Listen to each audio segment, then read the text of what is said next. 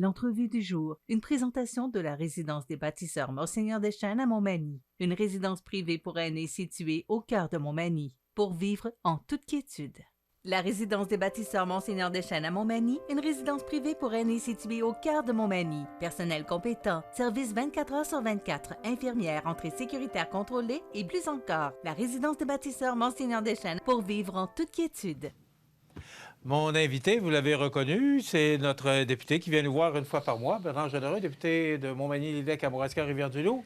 Bon matin. Bon matin. Comment ça va? Ça va très bien. Un peu fatigué, mais ça va. Oui, mais on en parlait un peu avant d'entrer en ondes. Ils disent que les voyages forment la jeunesse. Oui, c'est ça. En fait, ça forme la... Oui, effectivement, ça forme la jeunesse, mais quand tu fais toujours le même trajet, elle ne t'apprend plus grand-chose. Bernard, on a beaucoup de sujets à discuter et on va commencer par le plus triste ce matin.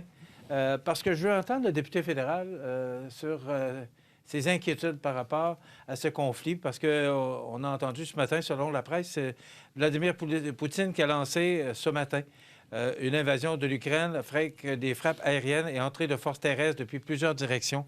Les autorités ukrainiennes faisant état de quelques heures plus tard d'un premier bilan d'une cinquantaine de morts, dont une dizaine de civils. C'est ça qui est le plus triste, peu importe. À partir du moment où il y a un décès, c'est un de trop, là. On voit ça comment à Ottawa? Parce que déjà, M. Trudeau a annoncé qu'il y avait des restrictions par rapport à... Des sanctions, en fait. Des sanctions. Oui, il a annoncé, effectivement. Et M. Biden aussi l'a annoncé. Oui. En fait, tous les pays européens aussi, la France, l'Angleterre, etc. Donc, il y a une M. Macron était plus silencieux, par exemple? En fait, non, mais ce matin, là, il est ressorti. Là. Okay. En fait, toute l'OTAN, l'Organisation transatlantique Nord, ont tout, évidemment, décrié ce que M. Poutine, particulièrement son discours. Hein, je ne sais pas si vous l'avez entendu, là, il parle de nazisme même en même temps. Là, je veux dire, il est comme rendu très loin dans sa philosophie par rapport aux raisons pour lesquelles il décide d'aller envahir l'Ukraine. Puis, écoute, j'écoutais tantôt, juste avant de rentrer en ondes, là, beaucoup de citoyens veulent quitter Kiev, qui est la capitale, pour véritablement sortir du pays. Là. Donc, ça va amener un désordre mondial. Là. Je pense qu'il faut bien le dire comme ça, là, en espérant que ça ne se rendra pas plus loin que ça, mais il va y avoir un désordre mondial qui va être associé parce qu'il va y avoir des sanctions qui vont être prises envers la Russie.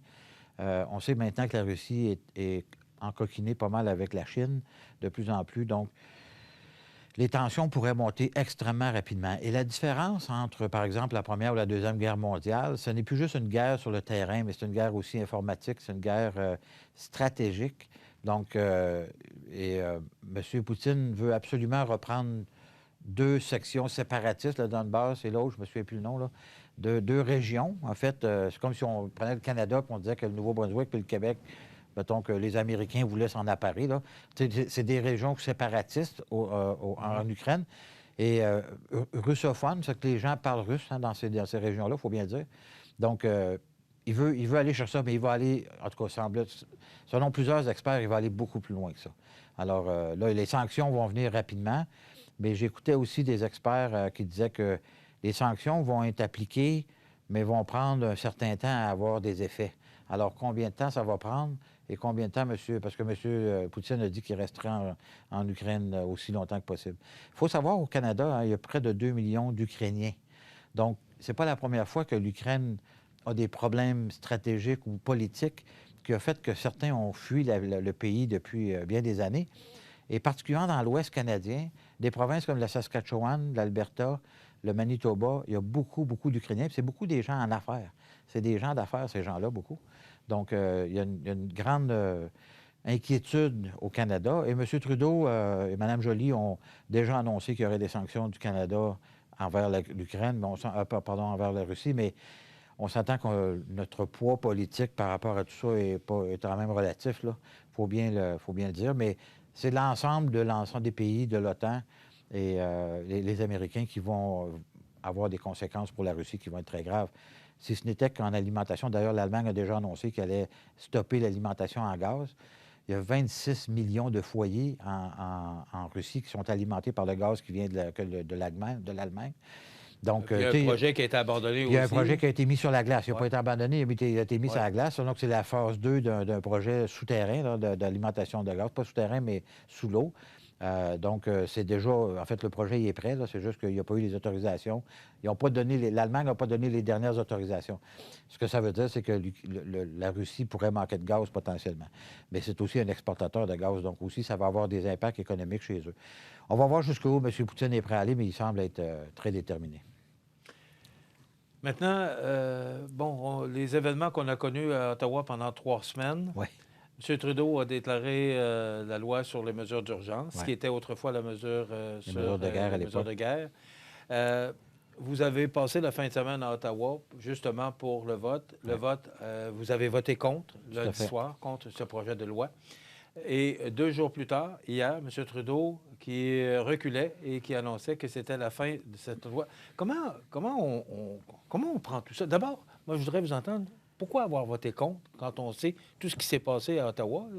Parce que c'est quand même des événements assez spéciaux qui se sont passés à Ottawa et ça a duré longtemps, je pourrais même dire trop longtemps. Ouais. Pourquoi vous et les conservateurs ont voté contre, d'abord? Et pourquoi M. Trudeau, hier, 48 heures plus tard, retire cette loi-là? Le Parti conservateur est le parti de la loi et l'ordre. OK? On aime bien que les choses se passent selon les lois avec l'ordre qui vient avec. À l'intérieur de l'ensemble des lois canadiennes, autant provinciales, municipales et fédérales, tous les éléments que M. Trudeau est allé chercher à l'intérieur de la loi des mesures d'urgence étaient déjà disponibles dans les lois actuelles, sans exception, incluant le gel des comptes de banque, toutes les remorqueuses. Écoutez, passer une loi de mesures d'urgence, c'est comme un élément nucléaire. On ne sort pas un petit canon, là, on sort l'arme nucléaire. C'est véritablement dans des cas d'extrême nécessité que tu vas utiliser cette loi-là. La réalité, c'est que avant même qu'il parle de l'utilisation de cette loi-là, il y avait eu d'autres conflits ailleurs au Canada, donc le pont ambassadeur qui avait été bloqué pendant 6 jours. Tous ces autres éléments-là, en Alberta, même chose, ont été libérés selon les lois actuelles, selon la police, la GRC. Ils ont réussi à dégager ces choses-là sans la loi. Mais il n'y avait pas les coudées plus franches avec la loi des mesures d'urgence? Absolument pas.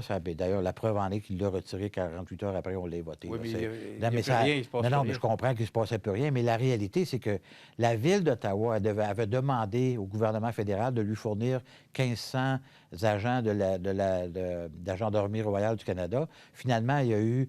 Puis ils ne sont pas arrivés, ces gens-là. Ils ne sont pas venus, là. Alors, il est arrivé finalement des policiers de la Colombie-Britannique, de l'Alberta, du Québec. La Sûreté du Québec était présente, de l'Ontario, bien sûr, avec l'ensemble puis de la GRC. Avec tous ces gens-là. Si ces gens-là étaient arrivés 2 semaines avant, là, on aurait vidé les rues en 24 heures exactement. La loi n'a absolument rien changé par rapport à ça. S'il avait voulu juger des comptes de banque, il aurait été capable de le faire selon les lois. L'Ontario avait tous les pouvoirs de faire ça sans aucun problème.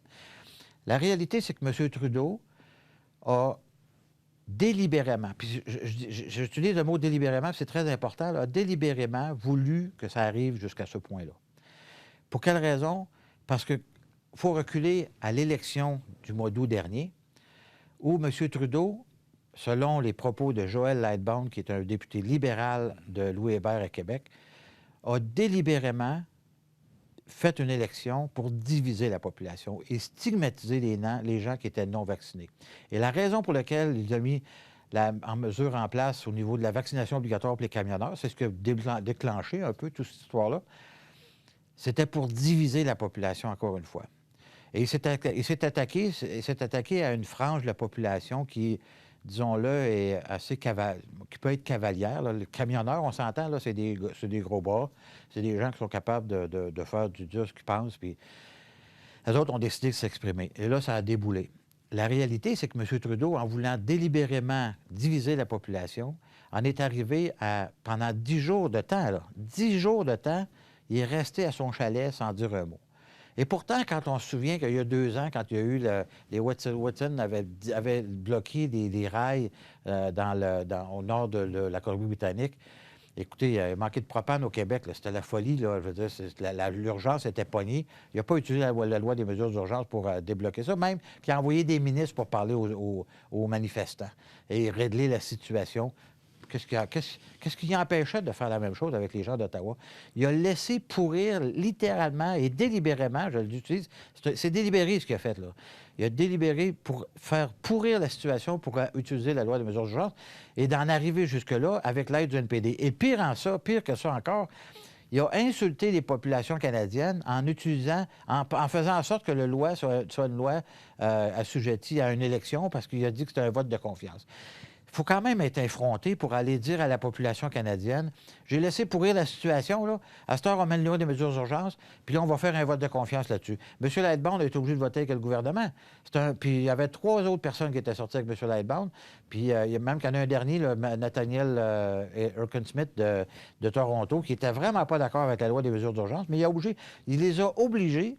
Il les a whippés, comme on dit en bon langage parlementaire. Il les a obligés à voter avec lui.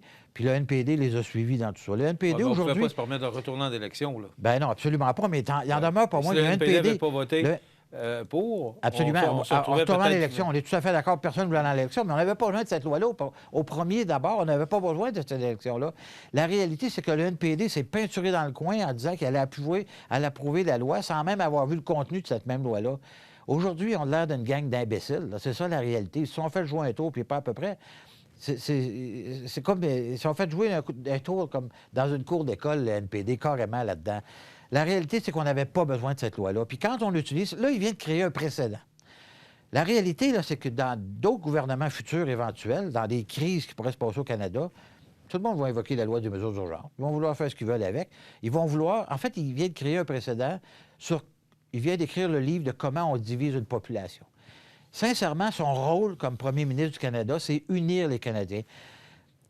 Michel, puis Annie est ici pour le témoigner, là, on a fait des dizaines et des dizaines d'appels pour rejoindre des gens qui nous ont écrit. Jamais un enjeu comme celui-là, l'application de la loi de mesures d'urgence, a eu un impact dans notre bureau de députés là, en termes de communication. Courriel, texto, des lettres même, des appels. Écoute, nos boîtes vocales là, pleines. Là. Et qui disait... Les gens étaient insultés, avaient peur. J'ai parlé encore avec des gens hier, 3 personnes, ils pleuraient au téléphone. Ils avaient peur. C'est venu mettre une couche additionnelle sur toute comment je vais essayer de trouver le bon mot, là, mais l'hérésie ou la folie un peu dans laquelle on est actuellement. Te souviens-tu, l'automne dernier, au mois de novembre, Omicron, on a commencé à parler de ça à peu près à la mi-novembre. Écoute, c'était la folie absolue. Là, ça s'est propagé à travers la planète. C'est comme si c'est les camionneurs qui étaient responsables de ça. Les camionneurs n'ont rien à voir là-dedans. Là. Ils sont 95 du temps dans le camion. Eh bien, pourtant, le gouvernement est allé leur imposer une interdiction d'aller voyager aux États-Unis. C'était non vacciné. Les gens qui ont communiqué avec nous, la majorité, c'est des gens non vaccinés. Ces gens-là, depuis 2 ans, sont stigmatisés. Ils sont mis dans un coin comme s'il n'y avait plus de droit, aucun. Autant au Québec qu'au Canada. Mais puis je peux te dire une chose... Même s'ils traversaient du côté des États-Unis, c'était la même loi qu'ici. C'est la même chose. Là. Écoute, on gère, nous, le Canada. On ne gère pas les États-Unis, là. Non, je comprends. Sauf qu'il aurait fallu il y avait le même problème mais il aurait fallu que les pays se parlent puis qu'ils disent, voyons, ça n'a pas de bon sens, on n'a pas besoin de ça, là. La réalité, c'est ça. Mais M. Trudeau a tout laissé faire ça, là. C'est ça, la réalité. Puis il faut que les gens soient conscients de ça, là. Mettez-vous dans la tête que c'était délibéré, tout ça. Puis là, je te dis, moi, les gens m'appellent. Ils nous appellent depuis une semaine, là. Ils sont en train de littéralement capoter. Il vient de rajouter une couche par-dessus les droits et libertés qui vient... parce qu'il peut faire ce qu'il veut, là. Il aurait pu faire tout ce qu'il voulait avec cette loi-là. Mais là, rapidement, quelques secondes. Pourquoi il l'a révoqué hier? Il l'a révoqué parce qu'il disait qu'il n'avait plus besoin parce que les lois existantes. Mais, écoute, c'est tout ce qu'on a dit durant la Chambre des communes pendant 75 heures. OK? Il y a eu un débat pendant 75 heures, 3 jours de temps à la Chambre des communes, de 7 h le matin à minuit soir. Mais les sénateurs n'ont même pas eu le temps de voter? Ben, en plus, imagine-toi. Sincèrement, là, entre toi et moi, là, on passe à l'international, là, Michel, là, on passe pour une gang d'amateurs. Littéralement une gang d'amateurs. L'Ukraine a déclenché l'état d'urgence dans son pays hier, là, parce qu'ils sont en train de se faire attaquer. C'est un état de guerre. quand on utilise des mesures d'urgence, c'est pour un état de guerre. Il y avait 4 raisons pour lesquelles des états d'urgence, un état d'urgence, un état de guerre, des événements là, comme un tremblement de terre ou des choses qui nécessiteraient que le gouvernement prenne des mesures spéciales. Et là où je ne m'en souviens plus, mais écoute, ça n'avait rien à voir avec ce qu'on vivait à Ottawa. Si la Ville d'Ottawa puis le chef de police en passant qui a démissionné après 3 semaines, là, il n'a pas fait sa job, pas compliqué. S'il y avait eu aussi... Moi, je pense qu'il n'a pas été soutenu non plus. Là. Non, absolument pas. Si le gouvernement fédéral il avait donné ce qu'il avait demandé, il aurait été capable de clairer les rues comme ça s'est fait. Là. Il n'y avait aucun problème. D'ailleurs, en passant... Tu sais, bien des gens ont dit que c'est une gang de malfrats, t'as ci, t'as ça, puis ils prenaient des bains dans des spas, là. On est tous d'accord, là. Ça n'avait pas d'allure, ce qui se passait à Ottawa. Le samedi de voir des deux C'était très ordinaire. En avant du Parlement, là, on s'entend. Sauf à part le fait qu'il y en a un qui a marché sur la tombe du soldat disparu, puis la statue de Terry Fox, qu'ils ont mis des foulards après, là, il n'y a pas eu de violence, là. Zéro pin barre. Il n'y avait aucune indication. L'indication, en fait, les arrestations qu'il y a eu en Alberta, à Coûte en Alberta, avec des gens qui étaient armés potentiellement, ça a eu l'effet que le gouvernement a l'impression qu'à Ottawa, il y avait peut-être des armes, des camions, tout ça. Il n'y avait aucune information, zéro qui laissait entendre ça. Mais comme je te dis, délibérément, ils ont laissé pourrir la situation au point de mettre cette chose-là.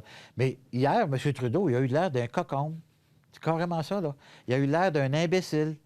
Parce qu'il est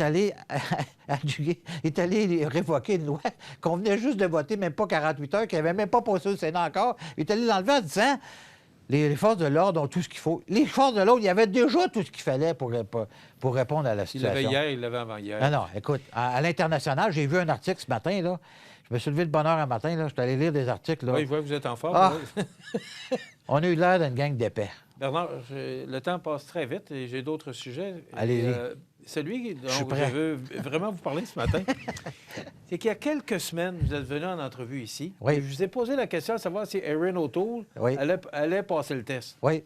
Il m'avait dit pas de problème, il y aura pas, on ne peut pas se payer une autre campagne à la chefferie. Mais là, on a les 2 pieds dedans. M. Erin O'Toole a été renversé. C'est pas la première fois que je me trompe. Hein, oui. Vous avez le droit à l'erreur, pardon. Non, absolument. Mais là, Erin O'Toole est parti. Oui. Maintenant, il y a une personne qui est là par intérim. Oui. On est en campagne à la chefferie. Oui. Et là, on entend M. Poilievre, qui n'a pas pris de temps, le samedi soir, sur les réseaux sociaux, annonçait qu'il annonçait sa candidature. Et là, Alain Reyes, qui, lui, se retire de son poste de leader au Québec pour dire qu'il veut supporter M. Charest, Jean Charest. Et là, ça devient intéressant parce que, bon, tout le monde connaît Jean Charest, connaît l'expérience de ce bonhomme-là. Moi, je vais vous entendre parce que cette semaine, on me racontait qu'il y a eu une lettre ouverte d'Alain Reyes. Il y a des députés du Parti conservateur qui ont signé cette lettre-là. Oui, Dominique Vien. Votre nom n'apparaît pas. Oui. Alors, moi, la question qui me vient à l'esprit, c'est est-ce que Bernard Généreux est d'abord d'accord avec... Je sais que vous vous entendiez très bien avec M. O'Toole. Oui. Et là, maintenant, il y a une campagne à la chefferie. Votre position là-dedans, vous voyez ça comment? Il reste 7 minutes. Écoute, je vais être très court. Hier, on a eu une réunion, justement, avec le président du caucus, les députés qui voulaient participer, de faire un bilan de ce qui s'était passé par rapport à l'éviction de M. O'Toole comme chef.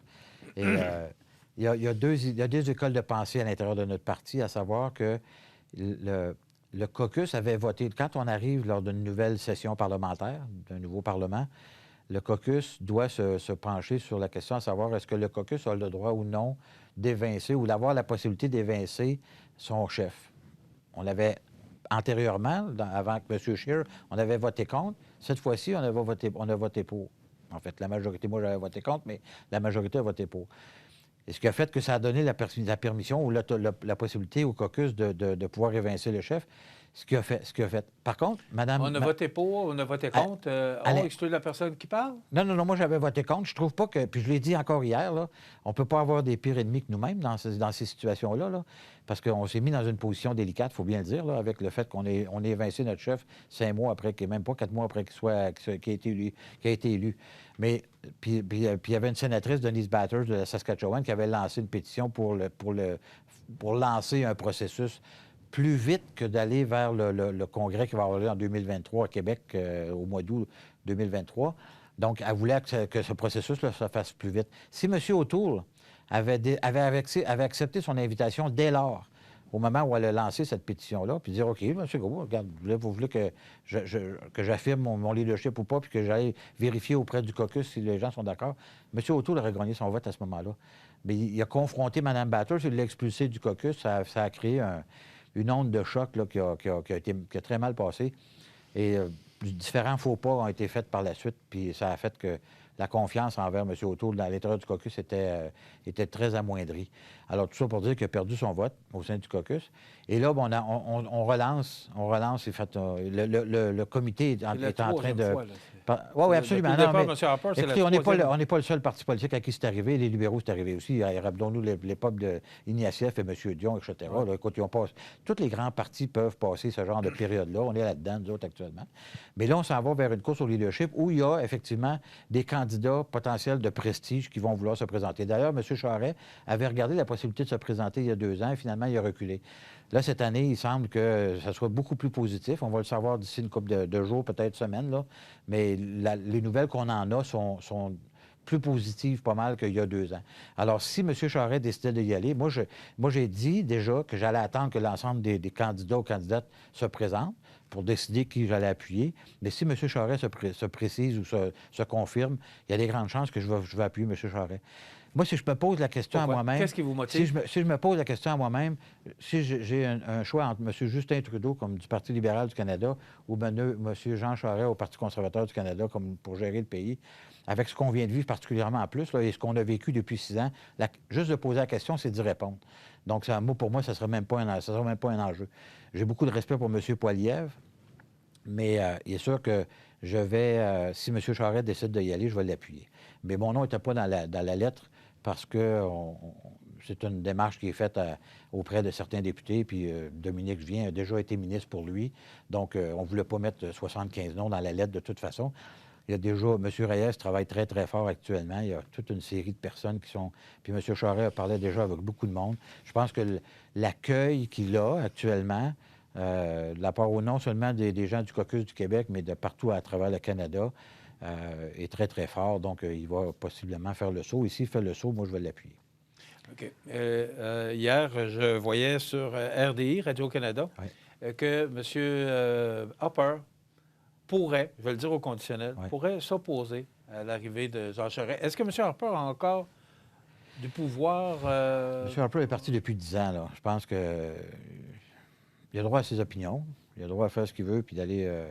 Tu sais, je veux dire, il y a comme... M. Harper est resté en contact avec des gens qui étaient très près de lui, là, dont Jenny Byrne, en passant, là, qui était une de ses organisatrices, a été sa chef de cabinet. Donc, ces gens-là sont encore... puis, évidemment, il y a des histoires passées qui vont ressurgir, on s'en doute très bien. Mais je pense qu'un coup que cet atterrissage-là va être fait dans la campagne au leadership, on va après ça écouter ce que M. Charest a à dire. Et je pense qu'on se doit d'avoir quelqu'un qui va unifier et qui n'est pas un populiste là, comme Pierre, parce que Pierre est véritablement un populiste, il faut bien le dire. Puis il y a des idées de droite très, très arrêtées, non pas sur l'avortement ou des choses comme ça, mais économiquement particulièrement. Là. Donc, il est comme... je pense que ça va prendre un équilibre au sein du parti pour être capable de rallier tout le monde. Puis je pense que M. Charest pourrait, s'il décide de venir, bien sûr, s'il confirme, ça pourrait être capable de rallier l'ensemble de tous les partis, parce qu'on n'a pas le choix. Là. Il faut bien comprendre que le Parti conservateur du Canada doit rester uni si on veut reprendre le pouvoir. Et rester uni, ça va vouloir dire ça, avaler sa salive là, de temps en temps, puis OK, pour des questions environnementales, des questions sociales, des questions... Tu sais, je veux dire, à un moment donné, là, il faut mettre de l'eau dans son vin quand on est dans un parti politique. Et j'espère que le Parti conservateur du Canada apprendra de ces leçons là, qu'on vient de vivre encore une fois, là, pour être capable de mettre de l'eau dans son vin, pour garder le parti uni, pour être capable de reprendre le pouvoir. M. Généreux, c'est tout le temps qu'on a, malheureusement. Mais moi, je vous propose de vous réinviter mercredi prochain. On pourra peut-être le faire en différé, mais de vous réinviter mercredi prochain. Parce qu'il y a tellement d'autres sujets. Entre autres, vous êtes coprésident d'honneur pour le camp. Ben oui, absolument. Pour le défi tête rasée. Ils ne feront pas grand-chose à raser. Mais je vais me blesser pour ses cheveux. Oui, c'est plus significatif qu'autre chose parce que l'objectif est quand même élevé de 100 000. Oui. Donc, c'est avec, nommez-moi votre coprésident. C'est Jean-Philippe Dumas. Dumas, de chez Plancher Mercier, oui. Alors, écoutez, félicitations pour cette belle application. 100 000, c'est pas rien. Là. On va travailler fort. Quand même, on va chercher de l'argent ailleurs aussi. Là. On va suivre ça avec intérêt, puis on va tenter de vous réinviter pour mercredi prochain parce qu'on a encore beaucoup d'autres sujets à jaser avec vous. Ça va faire Merci plaisir. beaucoup d'être avec nous. Dans quelques instants, on va vous présenter la chronique La Pouponnière. Et demain, on reçoit, attendez un petit peu que je retrouve mes notes. Demain, on reçoit Madame Maryse Lachance. Elle est gestionnaire des CHSLD de notre région et va venir nous parler du projet pilote qui vise à avoir une infirmière bachelière disponible à distance pour répondre à distance durant la nuit aux questions de l'infirmière auxiliaire qui est dans les CHSLD. C'est quand même un projet pilote très important. Mme Lachance sera avec nous demain. Merci, M. Généreux. Ça me fait plaisir. On va tenter de vous avoir pour la semaine prochaine parce qu'il y a encore bien des choses qu'on aimerait jaser avec vous. Pas de problème. Voilà, dans quelques instants, La Pouponnière, ça complète notre émission d'aujourd'hui. Je vous souhaite de passer une belle journée et à demain. L'entrevue du jour, une présentation de la résidence des bâtisseurs Monseigneur Deschênes à Montmagny, une résidence privée pour aînés située au cœur de Montmagny, pour vivre en toute quiétude.